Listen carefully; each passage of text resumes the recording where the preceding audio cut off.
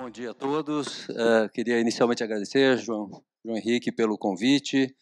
E acho de suma importância a iniciativa, parabenizo pela iniciativa que a universidade, o João, os seus colegas pesquisadores têm dedicado a esse trabalho.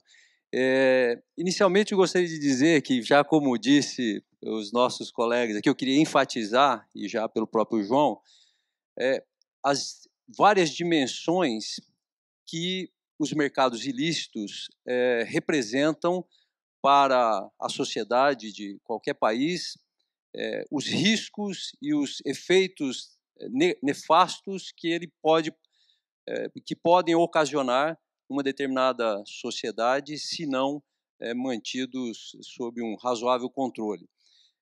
Falamos aqui de medicamentos falsificados, que talvez uma das piores falsificações, né? Porque coloca em risco diretamente aquelas pessoas que os consomem, acreditando estar tratando de suas doenças e, ao final, às vezes até complicando, ou acelerando e chegando até acelerando a complicação do seu tratamento e resultando, ao invés da sua sanidade, da sua morte ou de uma complicação maior em sua saúde. Mas para os criminosos, a gente tem que entender como funciona a mente criminosa. O criminoso que atua em mercado ilícito, ele tem um objetivo, é obter lucro.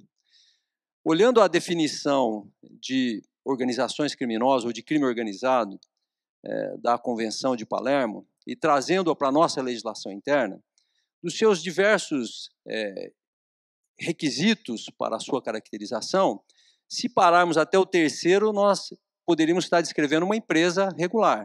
É uma associação de pessoas, 3 ou mais de 3 pessoas, no caso do Brasil, com vínculo perene e que objetiva ter lucro desenvolvendo alguma atividade. Se pararmos na definição por aí, nós podemos estar falando de uma empresa. Mas a diferença de uma empresa lícita por uma empresa criminosa, ou uma organização criminosa, é que esta organização vai buscar obter lucro praticando crimes ou assumindo condutas que são ilegais. E quando tratamos de mercados ilícitos, o problema ele se avoluma, ganha uma importância maior, porque a maioria desses mercados, quanto mais lucrativo for, será seguramente explorado por redes criminais ou por grupos criminosos organizados. Grupos que perpassam as fronteiras, que não reconhecem as fronteiras. Eu costumo dizer, a semelhança de um empresário individual, uma pequena empresa que decide explorar o comércio de vendas de lanches na porta de uma universidade como esta, se o negócio vai muito bem, ele vai possivelmente abrir uma filial numa outra universidade, e se continuar indo muito bem, nada o impedir, o seu objetivo será se tornar um concorrente do McDonald's, a famosa rede de hambúrgueres americana que está presente em todos os países. Esse é o objetivo das organizações criminosas. Então, se elas não forem tratadas adequadamente pelo país em que se instalam, a tendência é complicar cada vez mais, pela exploração desses mercados ilícitos, o ambiente de segurança, com diversos resultados ruins ou negativos, seja para a saúde pública, seja da violência, porque tratamos aqui, é comum saber que determinados mercados, como de drogas, e não somente, mas talvez seja o mais visível, os criminosos, as empresas do crime, se valem de uma extrema violência para manter territórios, como acontece no Rio de Janeiro, para garantir fluxo de logística, de importação e transporte, para enfrentar as forças de segurança, e nesse meio a sociedade vai ficando como vítima de uma guerra sem fim. Então, além disso, todo o mercado ilícito, esse lucro ou esses ganhos obtidos pelo mercado ilícito, eles vão acabar seguramente passando por um processo de lavagem de ativos, de dinheiro, que vai interferir na economia lícita, né, sem sombra de dúvida, porque aquele que obtém, por meio da exploração de um mercado ilícito, lucro, um lucro exorbitante, porque se a mercadoria é legal, mas obtida por meio ilícito ou comercializada sem pagamento de impostos, sem observância de regulações existentes em determinado país, o lucro dele é muito maior. Né? Então, ele começa a competir com o mercado ilícito e distorcer a economia. Né? Se o produto é proscrito, como é o caso das drogas, né, ou dos produtos falsificados, há uma concorrência direta com aqueles que se dedicam a pesquisar, no caso dos produtos falsificados, pesquisar, investir, desenvolver, pôr no mercado, pagar os impostos. Então, esses fenômenos, de uma maneira geral, se não bem tratados, eles começam a impactar na economia formal do país, né? Como bem disse João, transferindo recursos da economia formal para a informal, e num estágio mais extremo, começa a ser um ponto muito negativo para investidores estrangeiros que pretendem se estabelecer ou que vislumbram um mercado naquele determinado país. Um ponto que eu gostaria de ressaltar, antes de ir para a fase final, de como eu vejo que esse trabalho que vocês têm feito pode contribuir, é a percepção do risco que os criminosos, e particularmente as organizações criminosas, têm com relação às ações do Estado. Eu tive recentemente num evento até com o professor Piquet aqui, no Equador, promovido pela OEA, e lá tinha uma experiência de um colega participante, salvo engano, de El Salvador, dizendo, olha, no meu país, o crime de homicídio ele era punido com 30 anos de prisão, como acontece aqui no Brasil.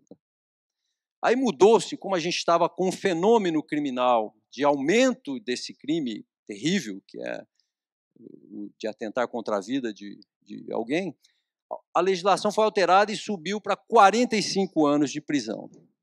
E depois, mais uma vez, foi alterado e foi para 70 anos de prisão, prisão máxima por crime de homicídio. Mas, infelizmente, não houve impacto no nível ou na quantidade de homicídios praticados no meu país. O fenômeno não foi equalizado, não foi controlado pelo recrudescimento da legislação. E aí, imediatamente se estabeleceu um debate, a professora Jana Askova, que estava lá e trouxe uma pesquisa à baile, à discussão, feita com internos, com presos, eu não me recordo o local e nem saberia citar de cabeça agora a referência, mas que, na verdade, para o criminoso, não importa a pena hipoteticamente estabelecida, isso não interfere em nada. Se ele tiver uma razoável certeza que a chance dele ser punido é pequena. Então, você pode pôr a pena de 70 anos de homicídio, mas se ele achar que a chance dele ser investigado, processado, condenado em última instância e ser encarcerado é de uma em 100, isso não vai interferir em nada no seu comportamento. Então ficou ali, houve um consenso nessa discussão, e acho que esse é importante para mencionar aqui, sobre a perspectiva da redução da oferta dos mercados ilícitos, que é onde a polícia trabalha, que o importante é que o sistema de justiça criminal seja efetivo, tenha efetividade, seja eficiente e eficaz. A pena pode ser baixa, mas que aquele que tentar ou pretender infringir a lei, que ele saiba que a chance dele de ser responsabilizado pode ser 8 em 10, 9 em 10. Isso é o que seguramente pode conter ou contribuir para manter sob controle determinados mercados.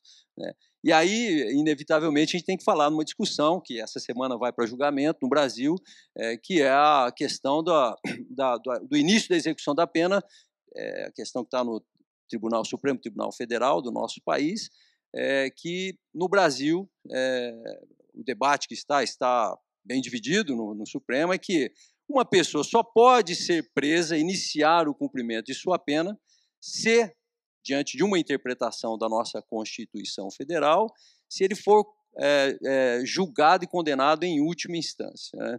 Então, isso, seguramente, na minha opinião, e na opinião da maioria daqueles que atuam nesta seara da repressão criminal, caso o Supremo Tribunal Federal, por maioria apertada, decida que a prisão, o início da execução da pena só possa se dar depois de esgotado todo e qualquer recurso, isso será seguramente um baque, surtirá um efeito negativo para aqueles que, uma vez na atividade criminosa, avaliam o risco que tem de serem responsabilizados. Então, isso é um ponto que causa bastante apreensão da nossa parte.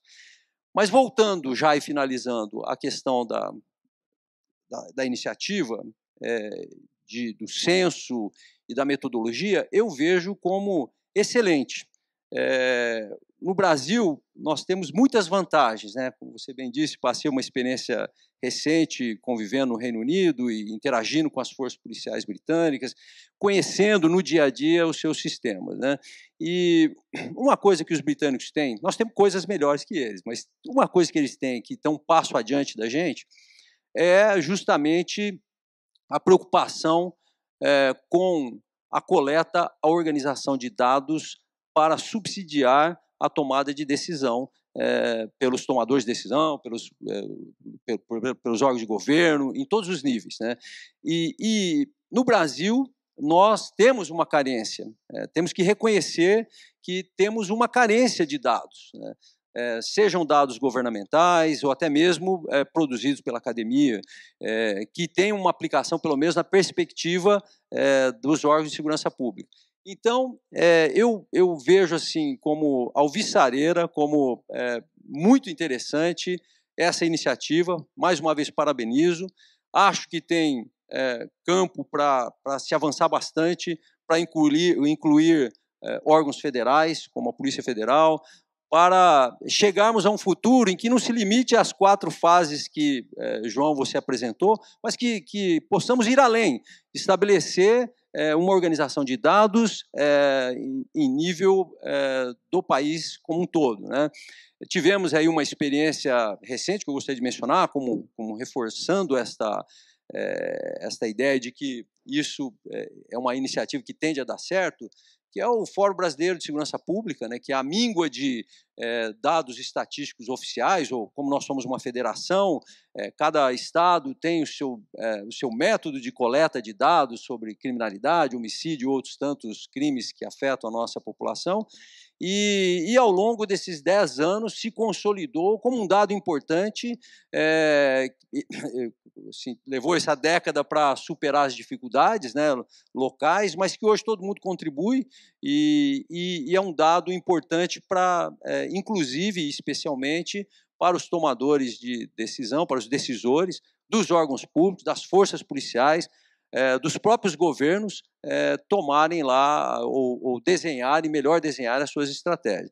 Então, eu só vejo como extremamente positivo e espero, torço, para que, num futuro não tão distante, a gente consiga expandir esta metodologia e integrar todos os demais estados da federação dentro dessa metodologia.